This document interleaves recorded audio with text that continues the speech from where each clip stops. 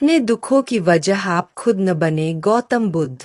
कई बार हमें कोई दूसरा दुख नहीं पहुंचाता, बल्कि हम अपने दुखों की वजह खुद ही बन जाते हैं। इस बात से हमें खुद को बचाना चाहिए, क्योंकि ऐसा करने से हम खुद को परेशान करते हैं। ज्यादातर लोग अपने दुखों की वजह दूसरों को मानते हैं, जबकि कई बार ऐसा होता है कि हमें कोई दूसरा दुख नहीं पहुंचाता, बल्कि हम अपने दुखों की वजह खुद ही बन जाते हैं। इस बात से हमें खुद को बचाना चाहिए, क्योंकि ऐसा करने से हम खुद को ही परेशान करते हैं और डिप्रेशन में चले जाते हैं। ऐसा ही एक प्रेरक प्रसंग भगवान गौतम बुद्ध का भी है, जो हमें अपने दुखों की वजह खुद को न बनने देने के लिए प्रेरित करता है। आइए जानते हैं इस प्रेरक प्रसंग के बारे में। अपने दुखों की वजह आप खुद न बने। एक बार गौतम बुद्ध नगर में घूम रहे थे। तभी बुद्ध ने सुना कि उस नगर में रहने वाले कुछ लोग बुद्ध को बुरा भला कह रहे हैं और बद्दुआएं दे रहे हैं। ऐसा इसलिए हुआ क्योंकि उस नगर में रहने वाले कुछ बुद्ध विरोधियों ने आम नागरिकों के मन में ये बात बिठा दी थी कि गौतम बुद्ध एक ढोंगी व्यक्ति है और ये उनके धर्म को भ्रष्ट कर रहे हैं। इस वजह से उस नगर में रहने वाले लोग बुद्ध को पसंद नहीं करते थे और उनको अपना दुश्मन मानते थे। गौतम बुद्ध ने जब नगरवासियों के इन उलाहनों को सुना तो वह एक कोने में शांति के साथ खड़े हो गए और उनकी बुरी बातों को आराम से सुनते रहे। इस दौरान बुद्ध ने कोई प्रतिक्रिया नहीं दी। कुछ देर बाद जब नगरवासी बुद्ध को बुरा भला कहते हुए थक गए और चुप हो गए तो गौतम बुद्ध ने उन नगरवासियों से कहा, क्षमा चाहता हूँ, लेकिन अगर आप लोगों की बातें खत्म हो गई है तो मैं यहाँ से जाऊं। ये सुनकर उनको बुरा कहने वाले लोग बहुत आश्चर्यचकित हुए। तभी वहां मौजूद लोगों में से एक व्यक्ति ने बोला, हम लोग तुम्हारा गुणगान नहीं कर रहे हैं, तुमको उलाहने दे रहे हैं और तुम्हें बुरा बोल रहे हैं। क्या तुम पर इन बातों का कोई असर नहीं हो रहा? उस व्यक्ति की बात का जवाब देते हुए गौतम बुद्ध ने कहा, आप सब चाहे मुझे कितनी भी गालियां दे या कितना भी बुरा कहें, मैं इन्हें खुद पर नहीं लूंगा, क्योंकि मैं जानता हूं कि कुछ गलत नहीं कर रहा। इसलिए इन बातों को जब तक मैं स्वीकार नहीं करता तब तक इनका मुझ पर कोई असर नहीं पड़ रहा है। गौतम बुद्ध ने आगे कहा, जब मैं इन गालियों और बुराइयों को अपने ऊपर लूंगा ही नहीं तो ये निश्चित तौर पर आपके पास ही रह जाएंगी और मुझ पर असर नहीं करेंगी। गौतम बुद्ध का ये प्रेरक प्रसंग हमें ये शिक्षा देता है और इस बात के लिए प्रेरित करता है कि जब आप गलत नहीं है तो किसी की गलत और निगेटिव बातों का असर कभी भी खुद पर नहीं लेना चाहिए, क्योंकि इससे आप अपने ही दुखों की वजह खुद बन सकते हैं। लोग कई तरह की समस्या लेकर वहां आने लगे। तभी एक बुजुर्ग रोते हुए गौतम बुद्ध के पास आए और कहा है, तथागत, मेरा बेटा कुछ काम नहीं करता, गरीबी और कठिनाइयों के लिए ईश्वर को दिन रात कोसता रहता है। जब मैं समझाता हूं तो मुझसे ही बहस करने लगता है और घर का माहौल खराब हो जाता है। तथागत, मैं जानता हूं कि वह अपना नुकसान कर रहा है, लेकिन मुझे समझ नहीं आता कि उसे सही रास्ते पर कैसे लाऊं। गौतम बुद्ध मुस्कुराए और बुजुर्ग व्यक्ति से बोले, आप कोई बहाना बनाकर अपनी बेटा को मेरे पास ले आइए।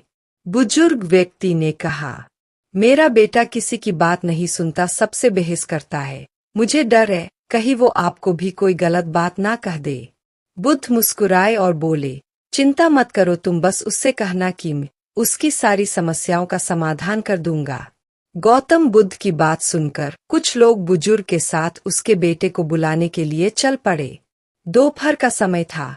लड़का अपने कमरे में सो रहा था।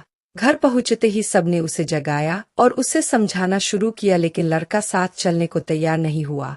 वह बस एक ही बात दोहराता रहता कि सारे साधु पाखंडी और नकली होते हैं, मैं इनकी बातों में आने वाला नहीं। लेकिन जब गांव वालों ने उसे बताया कि बुद्ध उसकी हर परेशानी का समाधान कर देंगे, तब जाकर वह गौतम बुद्ध से मिलने को राजी हुआ।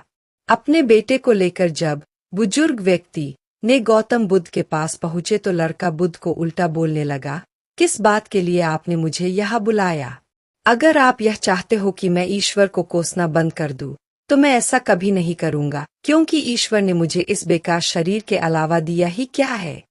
धन जो शरीर के लिए जरूरी है वह तो मुझे मिला ही नहीं। अगर आप मेरी धन की समस्या खत्म कर सके तो ठीक है, नहीं तो अपना बेरिया बिस्तर समेटिए और आगे बढ़िए। लड़के की बातें सुनकर गौतम बुद्ध मुस्कुराने लगे और बोले, मेरे दोस्त, मैं तुमसे ईश्वर की कोई बात नहीं करता, लेकिन याद रखो कि व्यक्ति के सुख और दुख का कारण उसके कर्म ही होते हैं। इसलिए किसी और को कोसने की बजाय अगर तुम मेहनत करोगे तो तुम्हारा जीवन आसान हो जाएगा। गौतम बुद्ध की बात सुनकर वह लड़का आग बबूला हो गया और कहने लगा, मुझे आपके भाषण से तो नींद आ रही है। इससे तो अच्छा मैं घर में सो रहा था।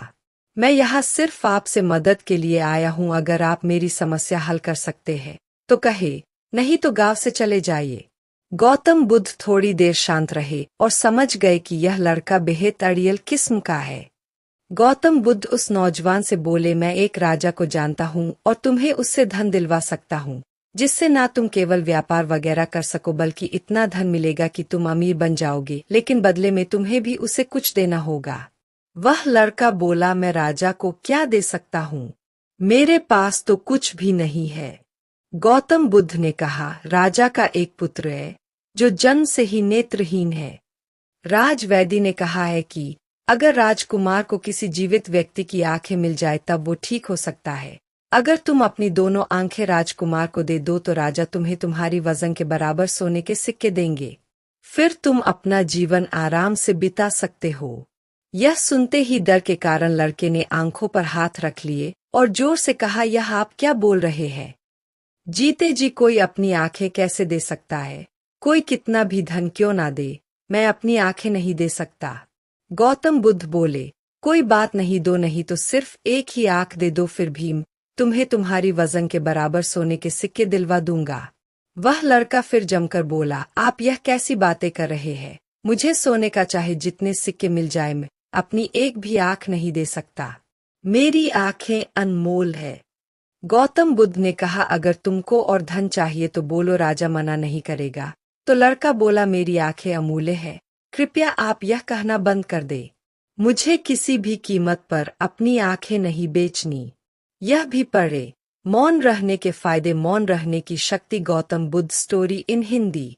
लड़के की बात सुनकर गौतम बुद्ध ने कहा, मेरे प्यारे दोस्त, अभी कुछ समय पहले ही तुम अपने शरीर को बेकार कह के कोस रहे थे और अब तुम कह रहे हो कि तुम्हारी आंखें अनमोल है। आंखें तुम्हारी शरीर का छोटा सा हिस्सा है। अगर तुम्हारी आंखें अनमोल है तो तुम्हारा शरीर कैसे बेकार हो सकता है? अगर शरीर तुम्हें अनमोल लगता है तो तुम्हारी बुद्धि की क्या कीमत है? अगर यह सब अनमोल है तो जीवन शक्ति जो तुम्हें जिंदा रखे हुए है उसकी क्या कीमत है? सबसे बड़ी ताकत पहले से तुम्हारे पास है। गौतम बुद्ध के शब्द सुनकर उस लड़के की आंखों में आंसू आ गए। वो तथागत के चरणों में गिर के रोने लगा। फिर कहा, मैंने बहुत बार कोशिश की लेकिन मैं कुछ कर नहीं सका, इसलिए मैं इतना हताश और कड़वा हो गया। बुद्ध ने लड़के को उठाया और कहा, मेरे दोस्त, इंसान का जन्म बहुत कीमती है।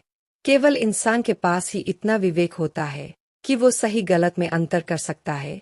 ताकतवर पशु पक्षियों में भी यह स्वतंत्रता नहीं है। इसलिए अपने शब्दों की ताकत को पहचानो और किस्मत को कोसना बंद करो। जब सर पर परेशानी आती है तो हम सब नकारात्मक हो जाते हैं और भूल जाते हैं कि हमारे पास कितनी सारी कीमती योग्यताएं हैं। गौतम बुद्ध कहते हैं कि बनाने और मिटाने दोनों की शक्ति हमारी शब्दों में है। जब शब्द सच्चाई और दया से भरे होते हैं तो पूरी दुनिया को बदल सकते हैं। इसलिए गौतम बुद्ध आगे कहते हैं कि अपनी जुबान को अच्छे शब्द सिखाओ, अपने मन को अच्छे विचार सिखाओ। आँख, कान, नाक सबको प्रशिक्षित करो। इंद्रियां बहुत अच्छी दोस्त बन सकती है। यह हमको दुखों से पार ले जाएगी और जो चाहे हम प्राप्त कर सकेंगे। यह सब हम ध्यान, योग, प्राणायाम, विपश्यना से सीख सकते हैं। उम्मीद करते हैं आपको हमारी मोटिवेशनल स्टोरी गौतम बुद्ध की प्रेरणादायक कहानी पसंद आई हो तो हमारे चैनल को सब्सक्राइब जरूर करें।